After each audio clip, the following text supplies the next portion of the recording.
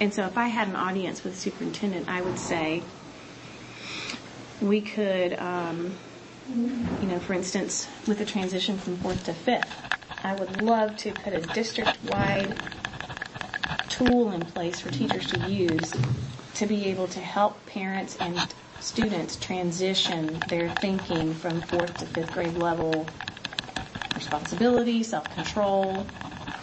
I would love to become part of a think tank on that. Okay. I would love to start teaching. And this is where my dissonance comes from. I think those things are important, and I think that if those things were happening in the family, that would be best. Oh, yeah, yeah. But since I'm tasked with teaching math to the depth and complexity that I'm tasked with, right, I need to have some sort of expectation about behavior. And so the dissonance comes in, well, is this a government thing that should be taken on by the government? But I do think that coping skills are just non-existent for a lot of kids right now. They feel lost. They feel overwhelmed. They feel humiliated by the challenge instead of piqued. What are they feeling humiliated and if by? They have any kind of constructive criticism, it's viewed as being punitive.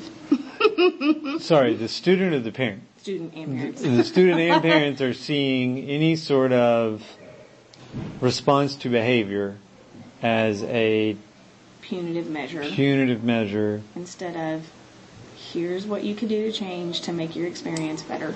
I see. Accepting guidance from us is very difficult for our clientele. I got you. So if I were to talk to the superintendent about that, I would ask him for, like what I've petitioned our counselors for this year is, let's come up with a piece that we can educate our parents on. Let's have a coping seminar. Let's have a meditation seminar. Let's teach our kids how to calm themselves down and suffer less anxiety.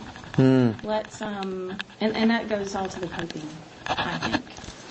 So when they feel like they are overwhelmed and they can't do something because they didn't get it the first time, then what are you going to do? Are you going to shut down? Are you going to cry? Are you going to throw an angry fit? Or are you going to just keep with it and keep asking me questions until you can understand? So these are all, it sounds like these are all visceral reactions that you have witnessed. Right now. I don't get this math concept, so I have that reaction. Because I think it sounds like we're talking about the same reality that you and I had growing up, which is if I don't get it, I either just disengage and just don't care, or I do what you ask questions. But as opposed to just disengaging and becoming bored, you're quietly. Because you'd never dream of throwing an angry fit or throwing a book at a teacher when we were growing up. But you're saying that's the reaction you're getting. And it's not one of, it sounds like there is some embarrassment, I'm not getting it, but there's also, I should be entitled to getting it? Well, the blame is put somewhere else. Very little of the responsibility is taken on by the child in a lot of the classrooms. Wow. It's, the teacher must be doing something wrong and I can't get it. I see. And that's where the parents are coming with us, like you need to personally develop a curriculum for my child because they're not getting it the way that you're teaching it. So you need to change this and this and this and this and this. Yeah. When our perspective is we have 75 kids and this is what public school experience is going to be like. And so maybe we both need to compromise a little bit as far as what you expect your kid to come to and what I can do to be as individualized as possible, but still be able to get my job done with 75 kids and apply my attention equally. Sure. Absolutely. So. Wow. There you go. No, absolutely. I honestly could talk to you for 3 more hours. But I want to respect your time. It's already past the 45-minute marker. Okay. So, if you've got any other questions, I can. Are you sure? Yeah. I'd love to be able to ask one more if I could. Sure. Just the flip side of the one I said earlier. It's 10 years from now, and there's an a news article that comes out that says, get out while you still can. It's the worst school district that we've ever seen. It'll basically be short of child abuse if you move to Keller ISD.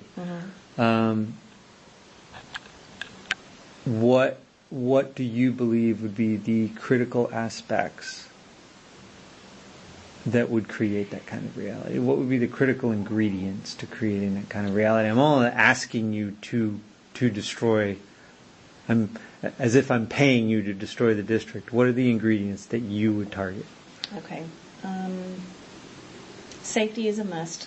Parents aren't going to trust an environment that's not safe. I would tackle how do you define that? Accountability. You have to hold children accountable for their behavior if you want safety, if you want trust.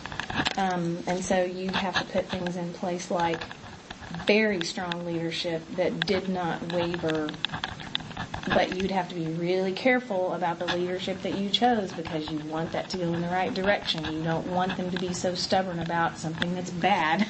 Right on. And that's very difficult. You know, if I used to work in HR. If I had to interview and hire people, that would be very difficult. But it would be about the people that worked in the district more than anything. If you have teachers that are tired, beaten down, they don't feel valued, then you're going to get very little. That's going to get passed on to the kids. Wow. Immediately. I mean, it's direct relationship. What do you believe creates the tired, beaten down teacher? No boundaries from the district or the no boundaries. Oh, okay. Lack of boundaries. Yeah. Creates tired, beaten down, because I think logic would assume that the other creates tired, beaten down. Right.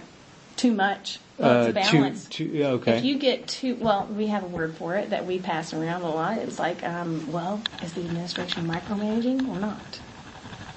Okay, yeah. So micromanaging can make you feel, the reason I came away from Parkwood Hill is because what they wanted to implement to support their students were pizza parties on Saturdays to help the kids who didn't want to do anything anyway. Free pizza for kids, and making the teachers come in on their own time on Saturdays to tutor them. Oh, so micromanaging, I never thought about micromanaging being the resulting in either too many boundaries or no boundaries. So you can micromanage no boundaries in terms of, we're going to give you a pizza party for having not good behavior. Right. You're rewarding, and we're telling you need to reward that. Right. That's we're micromanaging you. We're mandating that teachers use their own time. We're mandating bad behavior, or the reward of bad behavior. Mm-hmm. So that's a way to micromanage lack of boundaries. Right. And then, of course, on the flip side, there is micromanaging. Too many regulations, to where you can't move. One of the reasons I stay at this campus is because I do have the freedom to implement things, but I get a lot of resistance from my parents because they may not be used to that from classroom to classroom. Sure. So we all have the freedom to look really different, and that can cause some problems. The freedom or the lack of boundaries, the lack of implementation of principle can create a lot of angry parents because they have such different experiences during the same year, same grade level, but different teachers, and then you just complicate that. That grows exponentially when you go through this particular school for 4 years. That sounds like it's tied to your earlier thing about your conversation with Dr. Westphal of, I would find consistency. Yes. Because if that parent who knows that they have me and Mrs. So-and-so over here, or Mr. So-and-so over there, that there is there's a level of agreed upon consistency in how we handle behavior and social emotional growth and everything else. Right. And they also are aware, and we've agreed that these are the areas where we're all going to kind of do what we need to do, and it'll look a little different. And parent, you're going to have to, be aware of that. That is an age-old educational question of the balance of all of that. Right on. How to allow teachers to have some freedom in the classroom and feel like they're not being micromanaged, but give them enough structured boundaries where they're held accountable for the same Right. And it's very difficult to do